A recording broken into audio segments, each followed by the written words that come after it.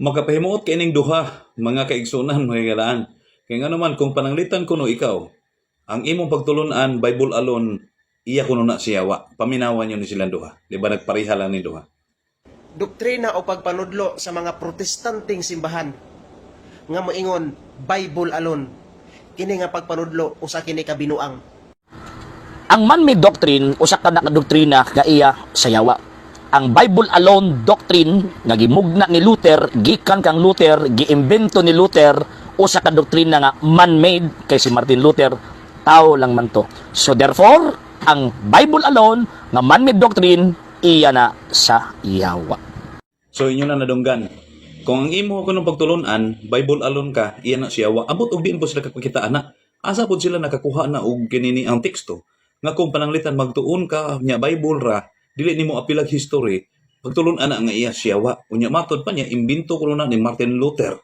Ato daw tan-awon mga kaigsunan ang balaang kasulatan kung nagsulti ba ni nga kung pananglitan magbasa tag Bible, iapil nato ang history aron mo kumatuod nga tinuod na nga doktrina. Ingon ang Isaias 34 bersikulo 16, susihan ninyo gikan sa basahon niyo ba ug basaha, walay usa ni ini nga mawala, walay makulang sa iyang kauban. Kay ang akong baba kini nagsugo na ug ang iyang espiritu maoy nagtigom kanila. Wa man mag-ingon din nga susihan ninyo sa basahon niyo ba ug sa history nga hinimo sa mga RCC. Wala gid kay mabasa ana. Dungagan pa nato unsa ingon ni Jesus Christ. Juan 5 bersikulo 39. Kamo nagasusi sa mga kasulatan kay nagahuna-huna man kamo nga pinaagi nini makakaplag kamo sa kinabuhing dayon. Ngani kini mao ang nagapanghimatuod mahitungod kanako. So wala mag-ingon si Ginoong Hesus kamo nagasusi sa mga kasulatan o sa mga history nga hinimo sa RCC aron makakaplag mo kining kaluwasan. Wala gihapon tay mabasa. So sa ato pa ang Bible alone di pa matud-an nga diha ra gyud ta mga kaigsunan. Unya kung magtuon ka nga Bible alone, yawa na dahil ang pagtulunan ngayon ana. So bidabi tan-awon do nato kay matud pa niya. Hinimo ra man daw na ni Martin Luther ang Bible alone kay tao ra man daw na siya mo nang iya na sa siyawa. Ang pangutana nato, kana bang inyo ha nga apil ang history nga mo pamatuod nga doon na po kay kaluwasan. Unya apil po ninyo ang Bible, unya gani mas gipalabaw pa man gani ninyo ang mga history, mga tradisyon kay sa Biblia. Bidaw asa dapita po na nga teksto sa Biblia nagisgot nga kung inana ang pagtulunan iya na sa Dios. Bidaw asa dapita. Wala mo mabasa na. Gamit man mo ng sahob dayon nga moingon dayon nga susihon nito mga kasaysayan. Abi ninyo panahon ni Job wala may kasaysayan ana mga encyclopedia. Wa pa encyclopedia kaniadto eh. Ang history nga gisgutan ni Job sa iyang kapanahonan, ang mga nangagi pa, dili ang malabot ang gisgutan. Munang inyo halayo og ginas tinuod, dungag-dungag lang na ipalig-on sa inyong pundok nga inyohang gitukod. Naghimo ang inyong mga doctorate, ang inyong mga scholar, himo og mga libro. Pagpamatuod, ipalig-on ang inyong pundok. Kunya dayon isulti din ninyo ngadto sa mga membro ninyo, lig-on po dayon ang inyong mga membro, pero nailad ninyo sila. Basta luya. Pagtulon ana sa yawa, mga kigsunan tigalaan. Munang agyaw mo pagtuo, anang gitawag nga pagtulunan nila nga apil hasta ang history nga mahimo siyang reliable source para sa kaluwasan. Wala na gitudlo sa Biblia ang nagtudlo ana yawa. God bless. Follow.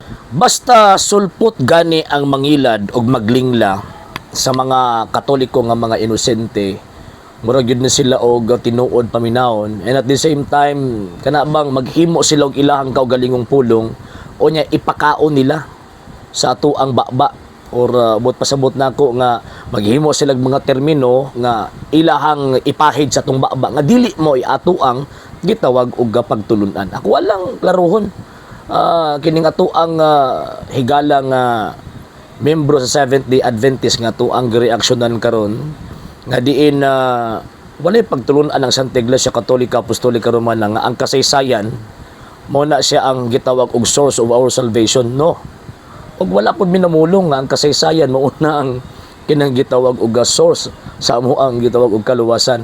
Wala, ayaw ibutang ang imong pulong sa amo ang baba kay wala na mo na gisulti.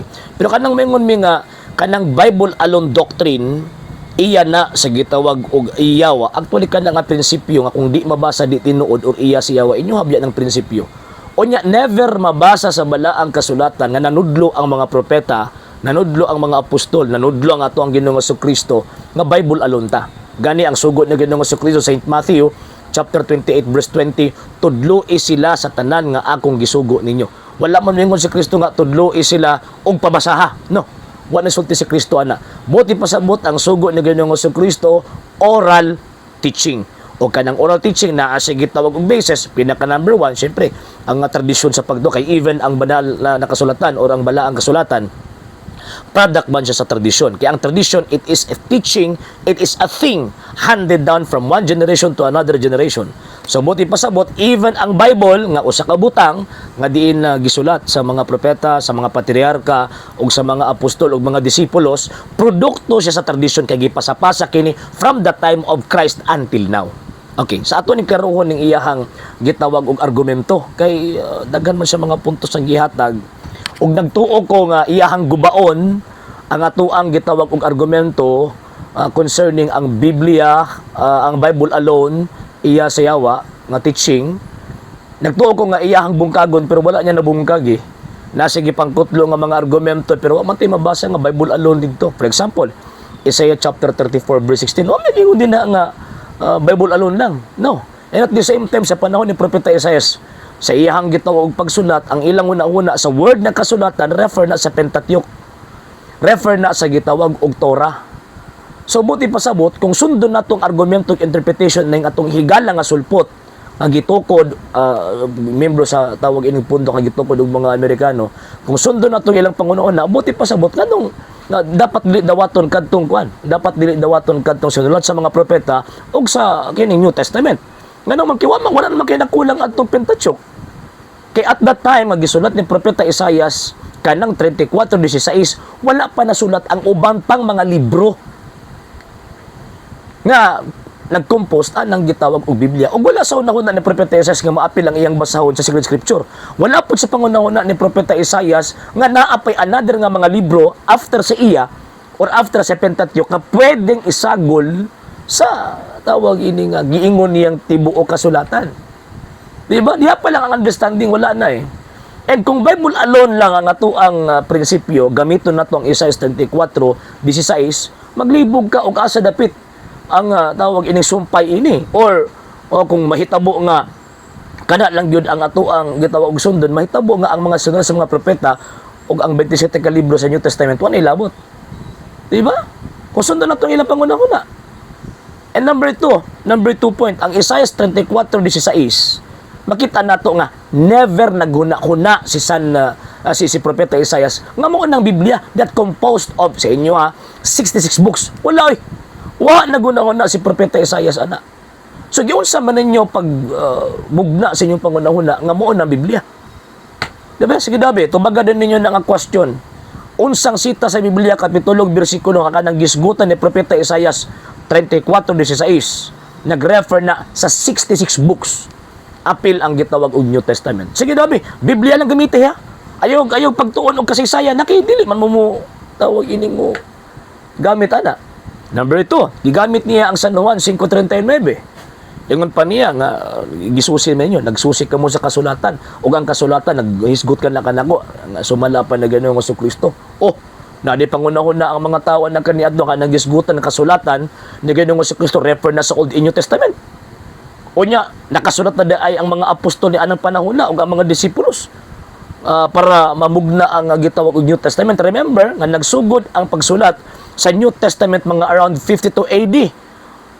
Not less than 15 years nang patay si Kristo, misaka sa langit before pa nasulat ang Bagong Testamento. So giunsa man pud ninyo pagkasiguro nga nang gisulti ni Kristo ng kasulatan, apil din ang Bagong Testamento. O giunsa pud ninyo pagkabalo nga kanang giingon ni Kristo ang kasulatan dinha, mao nang gitawag og Biblia that composed of 66 books kanang inyo ang gitawag og baruganan. Ayaw mo gamit og kasaysayan ha. Kaya wala magkilabot ng kasaysayan kung tawag ining mag-isgot ag balang kasulatan. Di man kata magbase ana. Humuang yun mo sa ulo niya na pag-reconcile. Number 3, ingon pa niya, Bible alone ra gyud ta. Okay, sa mga apostol ng tunluan na. Unsang sita sa Biblia, kapitulo, bersikulo nga nanudlo ang mga apostol nga Bible alone na gyud ta. O kanang word nga Bible din na refer na sa Old and New Testament that composed of 66 books. Unsang sitas na? Ang mga apostol si Kristo, ang iyang teaching, oral teaching, di ba? St. Matthew chapter 28 verse 20. Unya sumala pa ni San Pablo, 2 Thessalonians chapter 2 verse 15 and chapter 3 verse 6. Ingon pang San Pablo, hopti ninyo ang mga tradisyon nga among gitudlo kaninyo pinaagi sa pulong og sa sulat. So, buti pa sabot, diha palang daan, sipyat ng inyong panabot. Ngano man, kay naay mga bota nga patuuhon ta. Sumala sa gitudlo sa mga apostol o sumala sa gitudlo ni Ginoong Jesucristo nga dili nakasulat, wala nakasulat. So sa usang pagyan nato na mahibaw-an nga tinuod na, mabitaw nga magbase tag kasaysayan kay para mahibaw-an nato nga kanang ato ang gituuhan nga libro nga gitawag og Biblia tinuod na kay ang kasaysayan nga mga dokumento mao na ang maghatag og information nga mag-corroborate sa factual events o factual nga mga panghitabo nga na-record sa balaang kasulatan. Mo nang mo gamit mi og kasaysayan. Napay biniltoldo ninyo. Asa man nas Biblia nga mo gamit ang tawag ining kasaysayan. Mo gamit mo anang libro ni Job, chapter 8, verse 8. Ingon pa niya, panado ko ng gisgutan ni Job, wa daw ko na nagisgot sa tawag ining mga umalabot, kundi nagisgot na po na sa mga nangagi. Usa man din ang kasaysayan para sa imuha. Usa din ang history. History, it is a record of the past events. So kung naan mga future din na, dili na natawag ining matawag nga history. Mo bitaw nga ang history, it is a record of the past events. Listahan ka na or tawag in dokumento ka na sa mga nanghitabo, sa mga nangagi. Dalawa pa lang, diya pa lang daan, nagkasinimpang kong na imong panabot. Wala ba kang kurik pa istoryahon? Na magkataol ka ng sulputa ba? So, kung ang history mo na siya ang record of the past events, ang Biblia record siya sa past events. So part siya sa history, pero dili siya ang kinatibukan, ang gitawag history. O mismo sa imong pagkot nga wa nimo ginigar nga nigamit di ay ang mga unang katawan kaniadtong kasaysayan. Ngano man 78:2 sa Salmo, sa ang tawag ining ang pulong sa Dios nga Biblia, naghubad na protestante, nagsulti, kay pinaagi sa kasaysayan, nagtudlo ang Diyos. Unya, remember, ang Diyos ang tag-iyaan ng kasaysayan, kay siya mismo ang nagbuot ng munay manghitabo. Diba? Gimbutan niya nga maunay manghitabo. O, saan mo na mo karon? Kung di mo magamit ang kasaysayan, saan mo niyo pagsabot ng balaang kasulatan? Napay biniltoldo ni mong panabot. Sa panahon ni Job, may encyclopedia, pagkabangaga bagod ni mo. Ang encyclopedia, mao na ang mga libro nga diin nag-record sa tanang gitawag og field of knowledges, gihimo lang usa ka libro. Apil din na ang history, di lang kay history, apil siyensya, matematika, geograpya, muna ang encyclopedia. Pero ano magbase ng encyclopedia, nga naman kay naa din na ang parte sa history. Unsa naman taon noy? Sa panahon ni Job, history lang ayang gisgutan. Wa sa magisgot og geograpya, wa sa magisgot og matematika, wa sa magisgot og siyensya. Ganong pabuhat na pa gamito man nimo encyclopedia. Unya, ang knowledge sa tao nagadako, nagadako. Unya pagkauman, nganong punggan man yung mga sa karon nga panahon, ang mga gitawag og mga scholars maghimo og ingon ana nga mga libro kay para dali rang makit-an ang mga records o mga research sa tawag ining siyensya o matematika. Pero sa kasaysayan, dili mo na mabago. Last pa nga katawan-an nimong argumento, ang mga scholar katoliko naghimo daw og tawag ining libro kay para ingnon daw ipamatuod daw. Kamo naman may mga scholars kanang wala man ninyo na counter. Nganong wala man gyud mo naghatag og complaint or naghatag og contest concerning of that information sa mga publishing companies. For example, mga encyclopedias. Nama mo yung mga scholars. So buti pasabot ka ng inyong mga scholars, mga pulpul na. Mga wala na mga hanaw, kumbaga. Nagpatawag lang nga scholars pagka man way hanaw sa kasaysayan. Kaya di man mo ka-counter. And at the same time, kanang mga scholars, kanang mga naghimo, nagpasa og content, gi-edit ba yan na? Buti pasabot, gi-verify na kanang mga informations nga ilahang gihatag, pag-abot sa gitawag og kini mga publishing companies, verify na kung tinuod ba na o dili. The fact na na-publish, so therefore, kanang information nga ilang gi-provide, verified information or facts. No, diha pa lang, wala na eh. Disgrasya na inyo ang tawag ining panabot. So again, balik ko na ko mga sir ug mga mama, pag ang Katoliko gani musulti,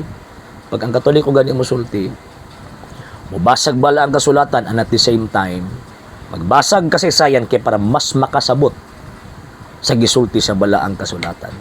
O makatagamtam tagkaluwasan, nga naman kay nakasabot mo tas balaang kasulatan.